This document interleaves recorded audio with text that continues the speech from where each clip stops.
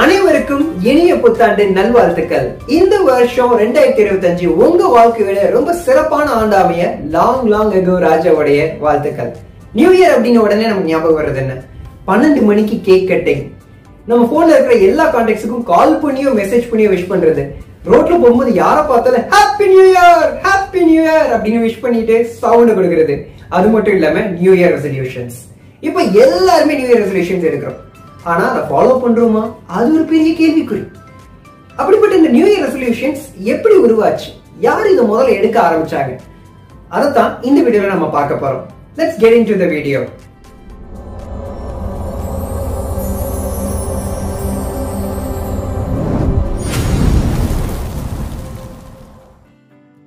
நான் எல்லா வருஷமும் தவறாம நியூ இயர் ரெசல்யூஷன்ஸ் எடுப்பேன்.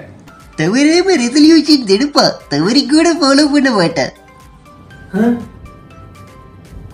யார் அது? நான் மைண்ட் வாய்ஸ் பேசுறேன்.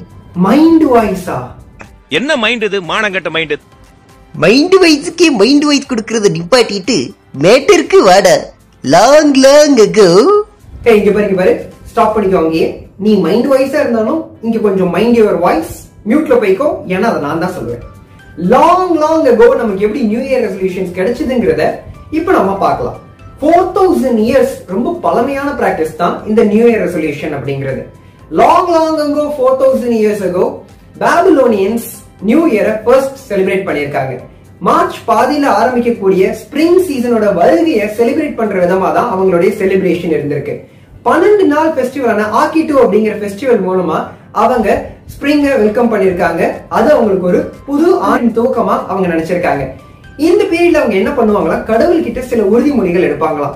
நான் அக்ரிகல்ச்சருக்காக வாங்கின எல்லா பொருட்களையும் திருப்பி கொடுத்துருவேன், நான் வாங்கின எல்லா கடனையும் அடைச்சிருவேன், நான் எங்க நாட்டு மன்னனுக்கு உண்மையா இருப்பேன், நேர்மையா இருப்பேன், கஷ்டப்பட்டு உழைச்சி என்னுடைய நாட்டு முன்னேற்றத்துக்கு பாடுபடுவேன்னு சொல்லி எல்லாமே நாட்டுடைய டெவலப்மெண்ட், அவங்களுடைய கொள்கைகள் அதுக்கேற்ற மாதிரி ரெசல்யூஷன்ஸ் எடுப்பாங்களாம். இந்த ரெசல்யூஷன்ஸ் ஏன் கடவுள் மேல எடுக்கிறாங்க? ஏன்னா கடவுள் மேல எடுத்தாதான் அவங்க அதை மீறினாங்கன்னா கடவுள் தண்டிச்சிருவாருங்கிற பயத்திலேயே அதை செய்ய முடியும். அப்படித்தான் கடவுள் மேல இந்த ரெசல்யூஷன்ஸ் எடுத்திருக்காங்க. அதே மாதிரி அதன்படி வாழவும் செஞ்சிருக்காங்க.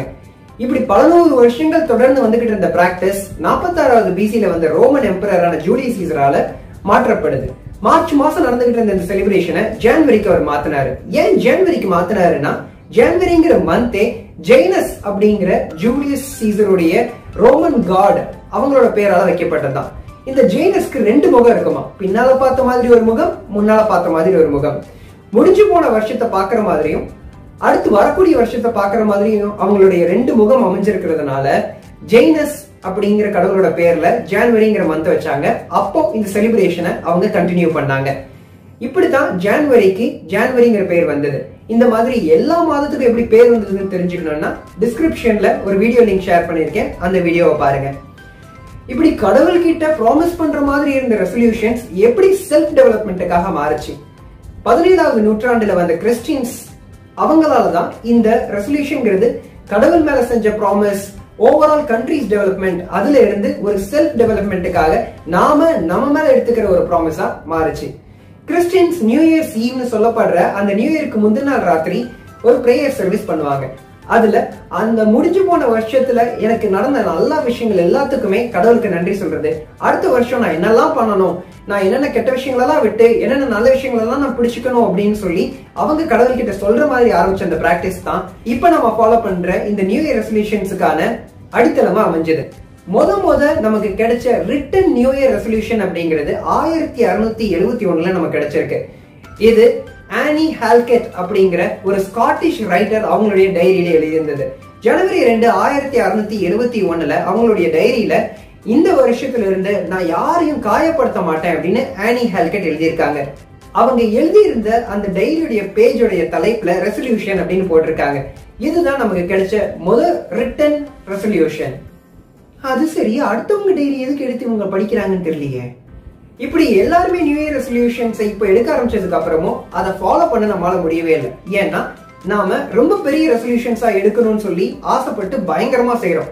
உதாரணத்துக்கு இந்த வருஷத்துல நான் அம்பானி ஆகணும், கொழுக்கு புழுக்குன்னு பாண்டாக்கரடி மாதிரி இருக்கிற ஆளு நான் ஸ்லிம் ஆகி ஜிராஃப் மாதிரி ஆகணும் அப்படின்னு சொல்லி அன்பிலீவபிளா அச்சீவ் பண்ண முடியாத ரெசல்யூஷன்ஸ் எடுக்கிறது தான் காரணம். நீங்க ரெசல்யூஷன்ஸ் எடுக்கணும்னு ஆசைப்பட்டீங்கன்னா ரொம்ப சிம்பிளான ரெசல்யூஷன் எடுங்க. ரொம்ப ஷார்ட் பீரியட்ல உங்களால அக்கம்ப்ளிஷ் பண்ண முடியணும். அதே நேரத்துல நீங்க அந்த ரெசல்யூஷனை பிரேக் பண்றதுக்கு வாய்ப்பு இல்லாத மாதிரி இருக்கணும். உதாரணத்துக்கு நான் 4 புக்ஸ் இந்த வருஷம் படிச்சு முடிக்கணும், இந்த மாதிரி சின்ன சின்ன ரெசல்யூஷன்ஸ் எடுக்க ஆரம்பிச்சீங்கன்னா உங்களாலேயே அதை ஃபாலோ பண்ண முடியும். உங்களுக்கும் அதை ஃபுல்ஃபில் பண்ண ஒரு சாட்டிஸ்ஃபேக்ஷன் கிடைக்கும். எந்த மாதிரி ரெசல்யூஷன்ஸ் எடுக்கலான்னா நான் லாக்லாகாகோக்கு சப்ஸ்கிரைப் பண்ணுவேன். அந்த சேனலில் வர்ற எல்லா வீடியோஸையும் பார்ப்பேன், லைக் பண்ணுவேன், ஷேர் பண்ணுவேன், கமெண்ட் பண்ணுவேன். இப்படி ரெசல்யூஷன்ஸ் எடுத்தீங்கன்னா உங்கள் வாழ்க்கையும் நல்லா இருக்கும், எங்கள் வாழ்க்கையும் நல்லா இருக்கும் இல்லையா? அட அட அட, என் மனசுல இருந்தது அப்படியே சொல்லிட்டப்பா. எனிவேஸ், உங்களுடைய ரெசல்யூஷன்ஸை கவனமா எடுங்க. இந்த வருஷம் உங்களுடைய ரெசல்யூஷன்ஸை நீங்க அச்சீவ் பண்ணுவீங்கன்னு நான் விஷ் பண்றேன். Thank you so much for listening to me. Until I see you in the next video, it's bye bye from long ago Raja.